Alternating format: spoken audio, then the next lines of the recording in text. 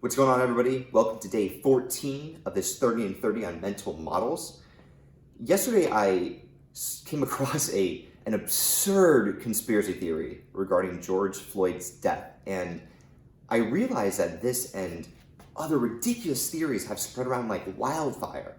While I admit that I'm a sucker for a raised eyebrow deep dive every now and then, considering that I'm not too active on places like Facebook, I feel like I'm fairly immune to this, but then again, millions are. So it made me think, whether fake news on protests, COVID, or Area 51, why do obvious illusions tend to gain so much steam? The answer lies in the illusory truth effect. What is it? And how can we protect ourselves from being bamboozled? Here's the truth. Not everything we believe is true. A ton of the preconceived notions that we have of the world are not, in fact, objectively correct. And it's not our fault. We are fed so much information daily. We tend to trust our sources. It's impossible to double check everything.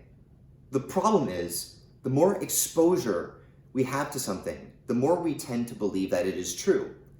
This effect is so powerful that sheer repetition can persuade us to believe information that we know is false in the first place.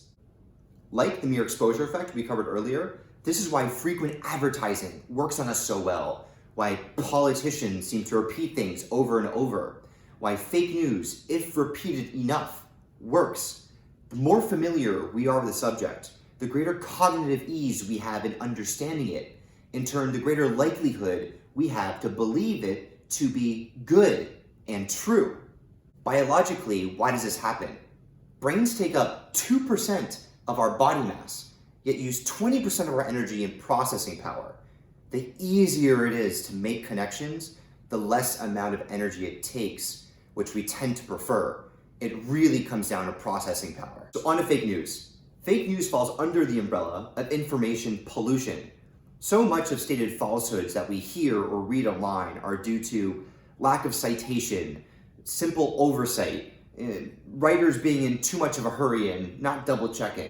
But obviously a ton of fake news is perpetuated on purpose because we don't have the time to verify everything, because so much of what we read falls outside of our circle of competence. Our access to proof is minimal. The drip of information isn't harmless. It's like pollution. The greater our exposure, the greater our belief, and the more difficult it is to reverse. Take the narrative of violence being perpetuated by the media today. Studies show that most people believe that violence has gone up in the last 25 years, when it has actually decreased about 50%. This gets us into dangerous territory, and we're witnessing it now, where the media has disproportionately covered violent acts during protests in the last few weeks, when so much has in fact been peaceful and productive. So, how to avoid this? The information we consume is a lot like the food we eat. The obvious action is being far more selective and not giving too much credence to unknown sources. Watching the news less, not for entertainment or to pass the time, will serve to certainly benefit us. Sites that contain a ton of advertising make money through those means and should be questioned. Look to news sources that don't churn out article upon article and are more judicious in what they're saying. And frankly, opinion pieces from our peers on social media should be backed by sources, especially when they're outside of their circle of competence.